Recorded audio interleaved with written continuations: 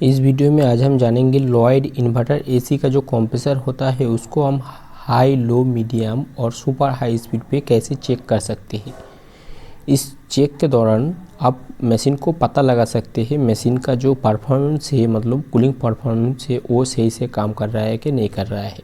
मतलब आपका मशीन सही है कि नहीं वो पता लगा सकती है। आपका रेटेड एम्पेयर जो है उससे और आपको बैक प्रेशर जो है उससे आप चेक कर सकते हैं तुरंत।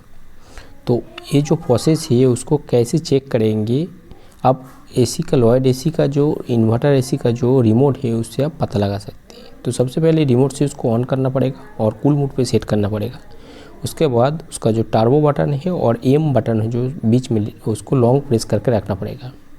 जब तक आपका रिमोट का डिस्प्ले में RE शो नहीं करेगा और 16 डिग्री टेम्परेचर ब्लिंक नहीं करेगा तब तक।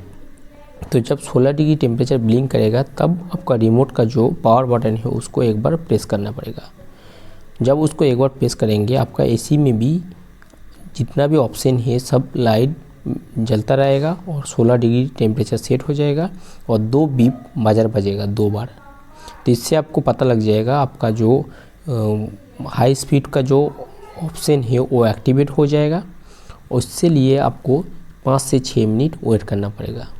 लेकिन ये 5 से 6 मिनट के टाइम आपका मशीन का जो रेटेड एम्पेयर है, मतलब 100% जब रन करता है तब कितना एम्पेयर लेता है और उसका जो बैक प्रेशर है कितना है वो चेक करके आप पता लगा सकते हैं मशीन परफेक्ट काम कर रहा है या नहीं कर रहा है। फिर भी आप उसका रेटेड एम्पेयर से कम ले रहा है या बैक प्रेशर कम है तो उससे आप चेक कर सकते हैं आपका कोई भी जगह मशीन पे गैस लीक है या पाइपलाइन ज़्यादा होने की वजह से आपका कूलिंग कम हो रहा है या बैक प्रेशर कम दिखा रहा है। ये आपका 100% स्पीड का जो सिस्टम है ये कम करता है। उसके बाद दूसरा जो आता है मीडियम स्पीड। मीडियम स्पीड के लिए आपको रिमोट का जो 16 डिग्री है उसको 17 डिग्री टेम्परेचर पे सेट करना पड़ेगा। लेकिन ये जो ऑप्शन है ये सब में, मतलब हाई पे भी 5 से 6 मिनट वेट करना पड़ेगा, आप मीडियम पे भी 5 से 6 मिनट वेट करना पड़ेगा और हाई लो पे भी 5 से 6 मिनट वेट करना पड़ेगा। और जो सुपर हाई स्पीड है उससे भी 5 से 6 मिनट वेट करना पड़ेगा। क्योंकि कोई भी मान लो जो मूड है, एक मूड से दूसरे मूड पे जाने के बाद वो मूड एक्टिवेट होने के लिए 5 से 6 मिनट आपको वेट नहीं करेंगे तो वो मूड आपको पता नहीं चलेगा। तो मीडियम स्पीड के करने के लिए आपको रिमोट को टेम्परेचर को 1 डिग्री बढ़ाना पड़ेगा और पावर स्विच, उसको पावर रिमोट के जो पावर बटन है उसको एक बार प्रेस करने से आपका डिस्प्ले में 17 डिग्री हो जाएगा और 2 बीप बजेगा, 2 बार बजर बजेगा। मतलब आपका जो सिस्टम है मीडियम स्पीड का वो एक्टिवेट हो जाएगा। तो मीडियम स्पीड पे भी सेम आपका मशीन का बैक प्रेशर जो है उसको आप चेक करेंगे और उसका जो एम्पेयर है वो भी आप रेटेड एम्पेयर से मैच करके आपको पता लगा सकते हैं आपका मशीन सही से काम कर रहा है कि नहीं कर रहा है। इससे क्या होगा, आपका पता लग जाएगा कि आपका मशीन सही से काम कर रहा है कि नहीं कर रहा है। उसके बाद 18 पे सेट करके आपको लो स्पीड चेक करना पड़ेगा।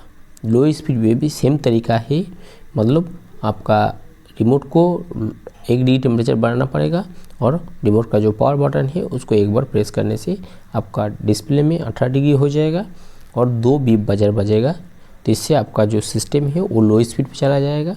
तो लो स्पीड पे भी आप बैक प्रेशर और उसका रेटेड एम्पेयर चेक करके मशीन का जो परफॉर्मेंस है उससे आप पता लगा सकते हैं मशीन से सही काम कर रहा है या मशीन में कुछ दिक्कत है। तो मशीन में कुछ दिक्कत होगा या कूलिंग कम होगा तो इससे आपको पता चल जाएगा।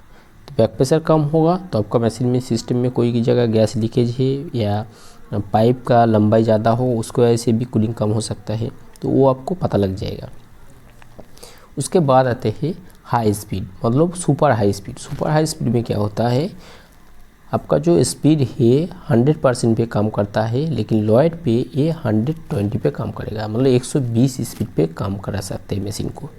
तो उसको चेक करने के लिए आपको रिमोट पे 19 डिग्री टेम्परेचर सेट करना पड़ेगा और पावर बटन जो है उसको एक बार प्रेस करना पड़ेगा। तो डिस्प्ले पे 19 डिग्री टेम्परेचर आ जाएगा और एसी में 2 बार बीप बजेगा।